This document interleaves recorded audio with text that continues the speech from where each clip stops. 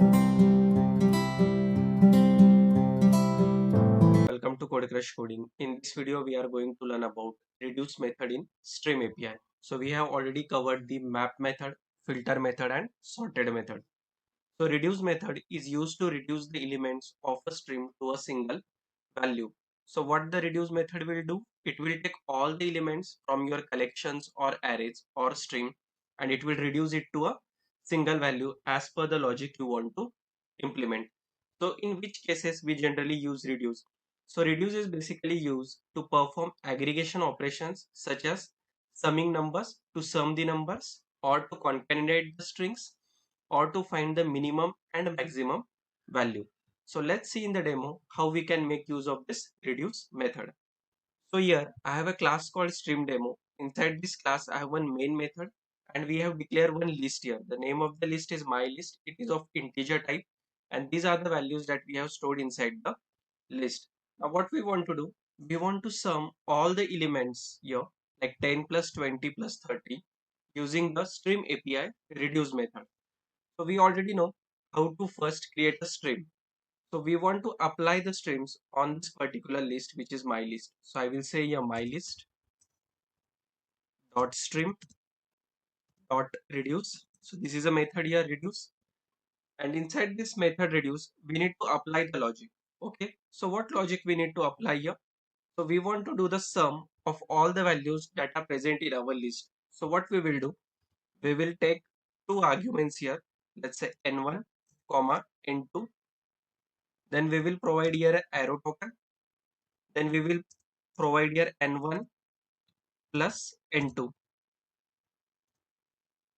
So this is our logic here to add all the elements of a list using the reduce method. Now what will this particular statement will return? So this particular statement will return us a reduce value. It means it will return a single result, like 10 plus 20 it will be 30, then 30 plus 30 it will be 60. So we want to store that inside a integer variable. So let me declare here a variable. So I will say here int result. Now here we are getting one error. What does the error says? The error says cannot convert from optional integer to int. So basically this is not returning us the integer. It is returning us the optional integer. And what does optional integer means? It means it can return null also. So if it returns null, then it cannot be stored inside the integer value, right? So to solve this issue, what we can do? We can provide here a initial value. So let's provide a initial value as 0.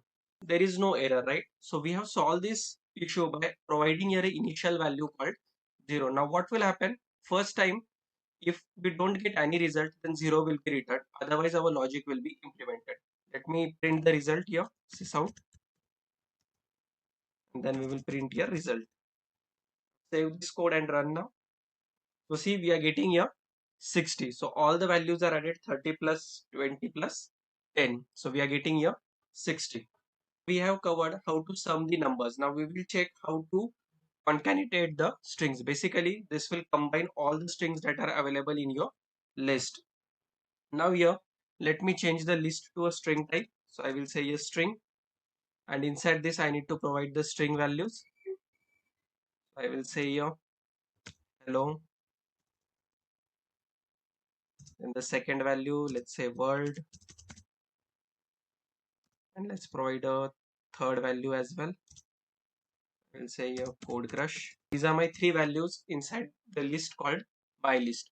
Now what I want to do, I want to combine all the elements here. Basically I want to join this particular elements to a single string. So we need to make use of reduce because we are reducing all the elements to a single value now.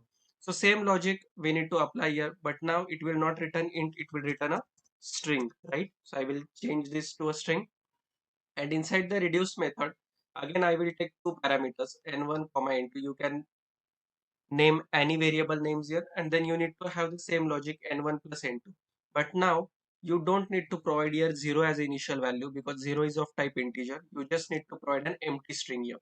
Okay, so just providing an empty string as initial, your error will be resolved, and then we will print the result here.